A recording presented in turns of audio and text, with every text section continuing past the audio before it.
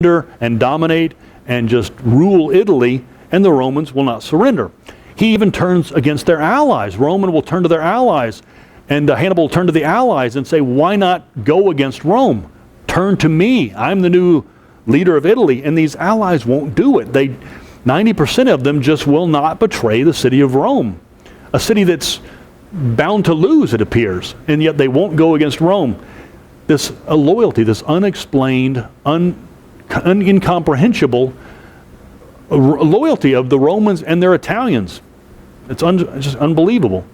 Finally, Rome gets a new commander. Rome gets a new commander named Scipio, who has an idea. In 209, he is going to take an army, and if Hannibal's in Italy, then who's in Spain? And the answer is that his brothers are over there, and their brothers are pretty good commanders themselves. Scipio takes an army over to Spain and begins to attack the Barca holdings over in Spain, and he's successful, begins to conquer Spain. By 204, he will actually drop his army down to North Africa. Spain comes close to North Africa, and so he drops down to North Africa and begins marching toward Carthage. By 202, he is actually at the gates of Carthage, and that's what it took to pull Hannibal out of Italy. Once Carthage sent word that get out of Italy, get back to defend Carthage, Hannibal has to pack his army up and get back to defend Carthage. The year is 202, is the Battle of Zama. Of the 4 battles, these last 2 are the famous ones, Cannae and the Battle of Zama in 202. Hannibal has to come back and defend his city, and this will be an open field battle outside of Carthage at a place called Zama. 40,000 Carthaginians versus 40,000 men under Scipio. And there is one little surprise here. It turns out that Scipio has been doing some investigating. He's been buying mercenaries. The Romans have been using citizen armies, but maybe time to invest in some mercenaries, and especially a specific type of mercenary. The Romans have been usually weak in cavalry, and Hannibal's been dominating with cavalry, especially this Numidian cavalry, this North African Numidian cavalry, and Scipio has bought them. And their king, and he brought this Numidian cavalry, which Hannibal will not have at the battle, and Scipio does have at the Battle of Zama. So at the Battle of Zama, you've got Hannibal here with his troops, Scipio here with his troops, and you'll just have an infantry clash in the middle, this back and forth infantry clash. It's decided on the flank over here. The Numidian cavalry under Scipio will destroy Hannibal's cavalry and then swoop in from the bottom. And over here, actually the same thing. The Roman cavalry finally, mercenary cavalry for the Romans, winning the Battle of Zama. And this brings about the end of the Second Punic War. The Carthaginians surrender again after their army is destroyed. Well, in the peace treaty, Rome will basically take everything from them. Rome now will control the entire Western Mediterranean. Carthage will be stripped of any type of client states, any type of trade holdings that they have, any type of empire that they have will all belong to Rome now. So the city of Carthage exists, but as just a rump state of what it used to be. The peace actually lasts for about 50 years. For 50 years, Rome will just go about dominating the Mediterranean or the Western Mediterranean, and Carthage will just exist as a poor city. But still, the legend of Hannibal, the fact that Hannibal had terrorized the Romans for 15 years, the Romans will never forget this. The fact that although Carthage appears to be a powerless state, the Romans will never let it go. Hannibal would be chased down later on and commit suicide, but still the Romans won't let it go.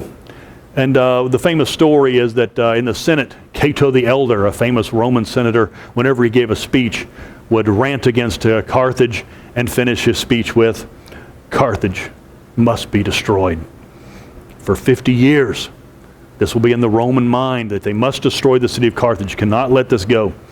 The Third Punic War is kind of a sad ending to all this.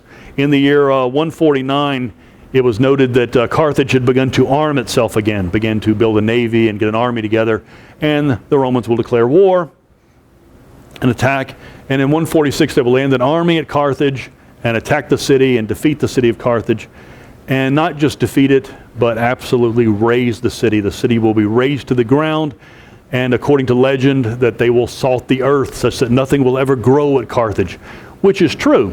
The city of Tunis will grow nearby, but the city of Carthage will remain a blank spot, and now it's an archaeological site. The fact that nothing grew there. This is called a Carthaginian peace that Rome, if you make them angry enough, they will absolutely destroy you. There are some more enemies I want to mention.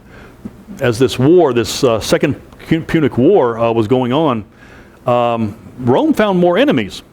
The Greeks, it seemed, the actual mainland Greeks, began to step in on the Carthaginian side during that second war, especially when they thought Rome was going to be destroyed. And Macedonia actually allied with Carthage, and because of this, once things are done with Hannibal, the Romans will actually invade Greece. They will drop from the heel of Italy over into mainland Greece, and not that far, just across the Adriatic Sea, invading Greece, and they will wage war. And it's not an easy war. They will wage war from 197 to 168. That's about 30 years. Rome will wage war into Macedonia. And of course, this is the Macedonians that used to rule the world. And so they're a tough nut there. And the Romans will just wage war and wage war and wage war for 30 years against Macedonia, finally defeating Macedonia by 168. And then they turn south against the Greek city-states. The cities to the south need to be defeated also. And by 146, the Romans, took them 20 years, the Romans will actually wage war all the way down to Athens and even fought Spartans for a while. And by 146, the Romans control all of Greece. They've added Greece into their collection, so they're moving into the eastern Mediterranean now. From Italy, Sicily, these islands, France, Spain, North Africa, and now Greece, Macedonia, Greece, and eventually heading into Asia Minor. The Romans will now begin to call the Mediterranean their sea, the Mare Nostrum, our sea. In Latin, our sea. The Romans control the entire Mediterranean Sea now by 146. All of Greece, all of North Africa pretty much, all trade. If you put a boat in the water in the Mediterranean, you're going to pay the Romans taxes. They control all the trade, and the money is just absolutely phenomenal. We'll come back to this, because this is going to have a huge impact on Rome. The fact that this city started off with mud huts is now a city of grandeur and untold wealth. By 100 BC, they will continue like a shark. They just can't stop.